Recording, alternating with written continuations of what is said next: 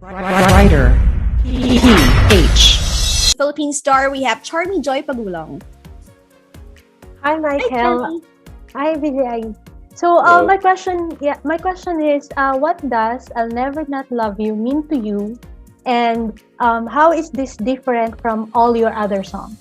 The truth is, I think it's a sequel to Just Haven't Met You Yet.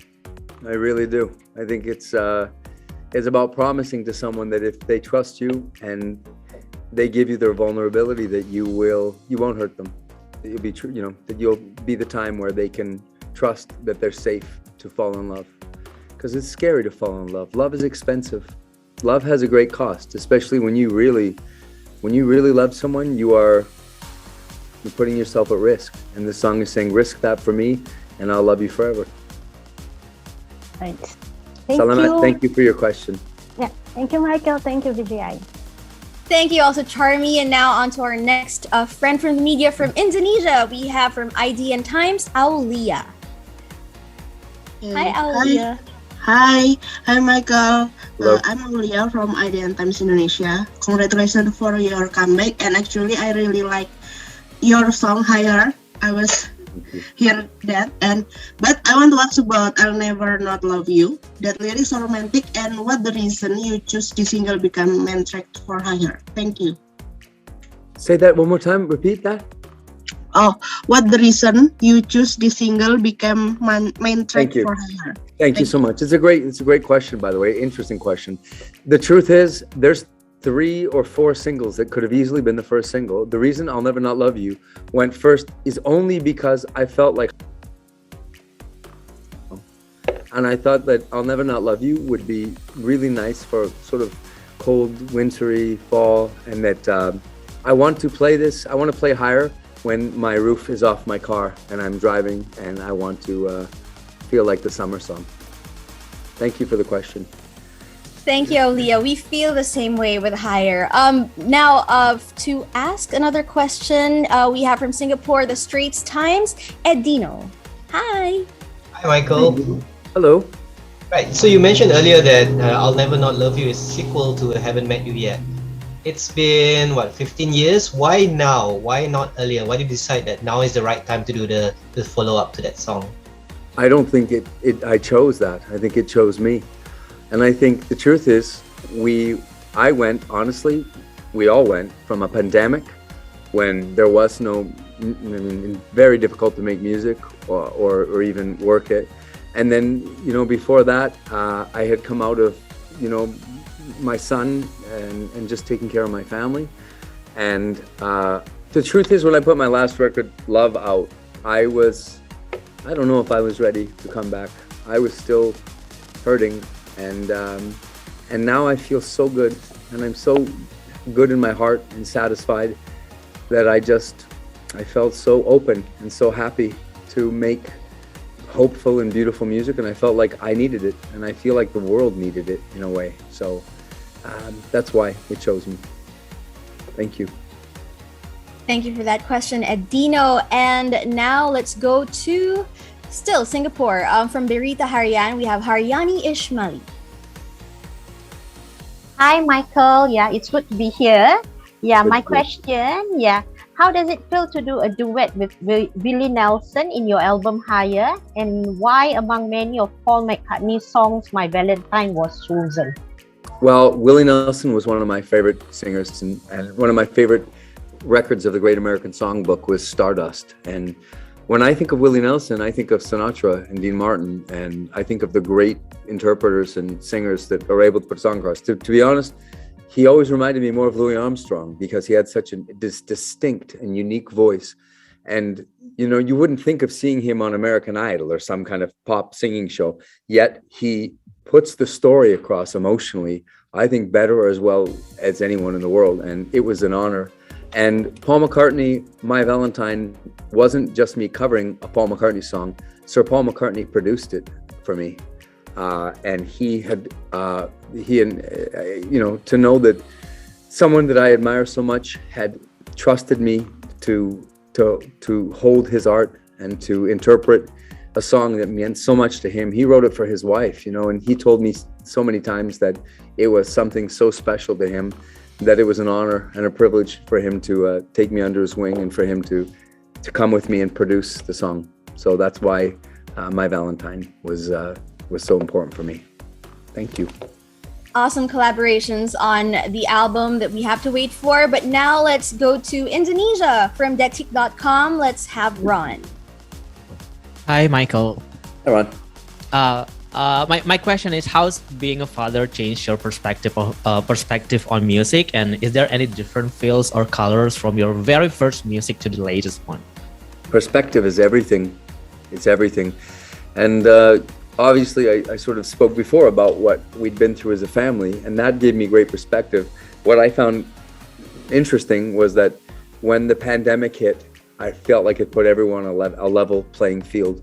And I felt like maybe for the first time in our lives, in humanity, every single person from every country, I don't care if you're young, old, rich, poor, gay, straight, black, white, we all felt the same thing, all of us. We were scared, we were anxious, our mental health became an issue. And I just felt like for the first time, maybe ever, we each needed to cling to each other for hope. And, I think perspective is something that it's given all of us. Even though sometimes I feel like maybe some of us didn't learn anything, I think most of us did. I think most of us, it's made it a smaller world. And there's so much negativity and so many things to drive us apart that I was really hoping that I could be a small part of bringing people together.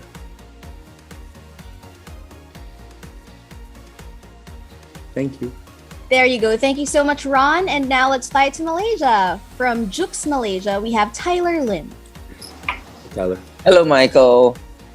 Congratulations on your 11th studio album, Higher, release. Now, imagine Higher being a roller coaster ride.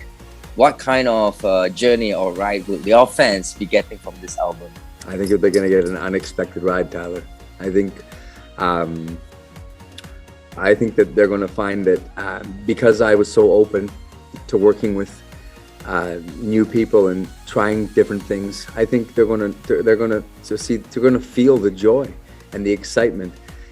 Tyler, before I made the record, my musical director Alan Chang, he said to me, "Hey, Mike, you've made records for 20 years. You sold a lot of records. People like the records." I said, "Thanks, Alan." He said, "Wouldn't it be interesting to not hold it so close and not to micromanage, and to let these people help you so that it's a fresh sound for the audience?" And it hurt my feelings a little bit because I felt, well, what are you saying? It's that my style or my...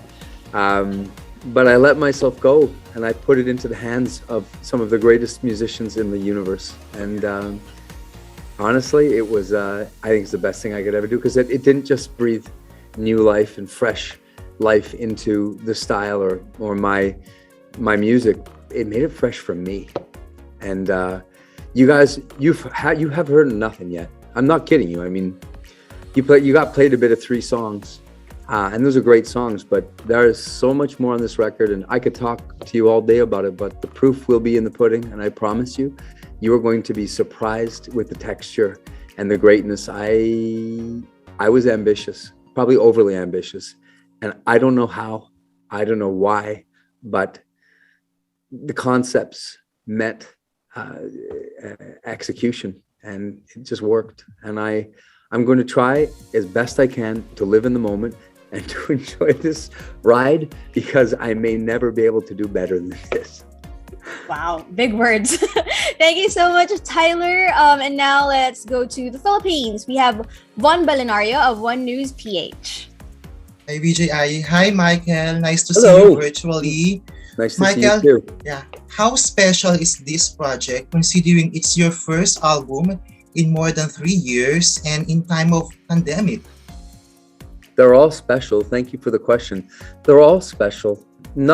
I promise you, not one note that has ever left my lips I have ever just given away without thinking or worrying or being passionate. They're all important. They're all my babies. The pandemic, in a strange way, made it a little easier for me to connect with people because people were willing to do Zooms, and all of a sudden I was being introduced to people I'd never worked with before, and you know, it was easy for them. Instead of setting up a thing and you fly to LA or we take off to London, no, let's just meet on Zoom. And it was interesting. I found a lot of the record was made with me kind of walking around the house or with my kids, you know, singing with me. I mean, the song Higher that you guys just listened to, that song came when my 8-year-old came into the shower when I was giving my kids shampoo and conditioner. And my 8-year-old said, "Poppy, I wrote a song." And I said, "What is it?" He said, "When you go low and I go high." And months later, I went to go work with Ryan Tedder. And I said, "Ryan, my little boy sang the song that I really thought was great." And 30 minutes later, we had the song. So the pandemic, I mean, and my kids and my wife have a big impact. When you see the music video for I'll Never Not Love You, you will understand that when I say that it's the sequel to Haven't Met You Yet, I'm being literal. It is literally the sequel. And then when you see Higher and the fact that I went to Derek Huff, who's one of the greatest American dancers and choreographers, and I said, "Derek, I want to dance. I want you to make me a video where I dance." And he said, "Can you dance?" And I said, "I don't think so." And I still did it. And I still opened myself up to just take risks and have fun, and it worked, I think. Wow, nice narrative. Thank you so much, Michael, and congratulations on this project. Thank you, DJ IE. Thank you, Vaughn from the Philippines. And now lastly, we have from Malaysia, Light FM, Soraya Key. Hello, Mr. Buble. We're not actually Soraya, that's our boss's name. I'm Asha, that's Non. We do my breakfast show. Okay, hi. Hello, hello. Okay. I like the energy. I like the energy you came in with. Oh, cool. Yeah, I have to deal with it's all because of you day. and my dancing. Okay, calm down. Okay, so you have so many songs that have ended up becoming viral hits thanks to social media trends, and we know that you yourself have joined in the fun and taken part in trends on TikTok. So what are your thoughts on this new era of trends inspired by music? It's great. It's so cool. I mean, I love TikTok because it's so much fun to just have fun. We need some lightness, and I feel like I'm a bit addicted. I can't stop looking at it, and it's so much fun to laugh at yourself and to just have fun. And any way that I can find that I can connect with beautiful souls all over the world is something that interests me. And my wife actually is the one. She said, "You should do TikTok," and I said, "Babe, I'm not going to do TikTok. I'm not going to." And then I started doing it. I was like, "This is way too much fun." And now my wife and I are in a battle to see who can get more followers. And I think she's going to kick my butt. Yeah, we'll help her. I'm sure you will. Yeah. Thank you so much and congratulations. We can't wait to play the songs from Malaysia. Thank you so much. I appreciate it. Thank you so much to our friends from